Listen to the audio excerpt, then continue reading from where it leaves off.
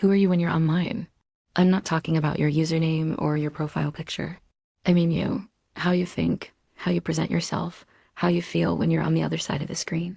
In this video, I will explain some of my favorite psychological concepts to you. In this episode, I'll discuss cyberpsychology with you, a field that explores what happens to the human mind when it interacts with digital technologies. Social media, artificial intelligence, virtual reality, video games, forums, etc. All of these reshape our emotions, our relationships, and even our sense of identity. One of the topics that fascinates me the most, and maybe it speaks to you as well, is digital identity. Are we the same person online and offline? Or do we present a more edited, more polished, safer, or more vulnerable version of ourselves? Most of us create a digital persona. It's part of daily life now. We choose what to share, what to hide, and with whom. It's not deception, it's survival in spaces where we're exposed, watched, and sometimes judged by hundreds or thousands of people. The curious part is that, over time, we often start to believe that digital version of ourselves. Online, we get to choose which parts of us to show.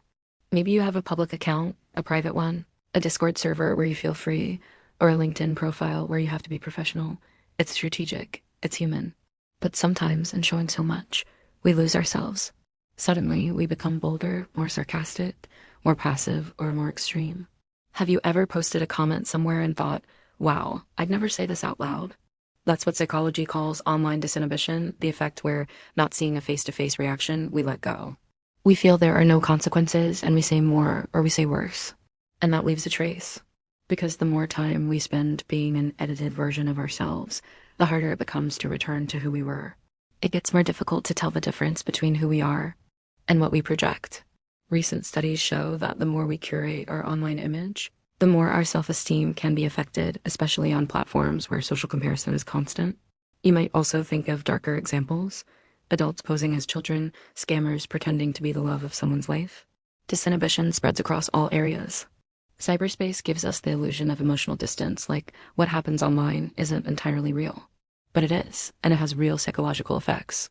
Cyberpsychology aims to shed light on these dynamics, not just to better understand ourselves, but to design better interventions, to promote emotional education, to help us understand the impact of our actions, and ultimately, to build a healthier digital environment, because your digital identity is not an accessory, it's an active part of your mental life. Understanding how it's formed, how it's negotiated, and how it's maintained is essential if we want to navigate the digital space with awareness. So, what do we do with this? It's not about quitting the internet. It's not about forcing ourselves into a single identity. This video isn't meant to criticize others' avatars, only to reflect on our own.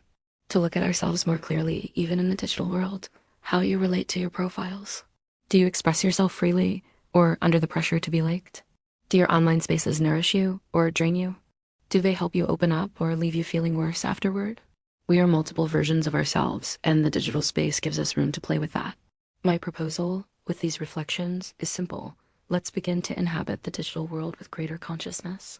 Not just as users, but as whole, present, and authentic individuals, even in virtual spaces. Because digital life is no longer just an escape. It's part of our reality, and maybe, just maybe, there's a way to live online with the same authenticity we seek in real life. Thanks for listening.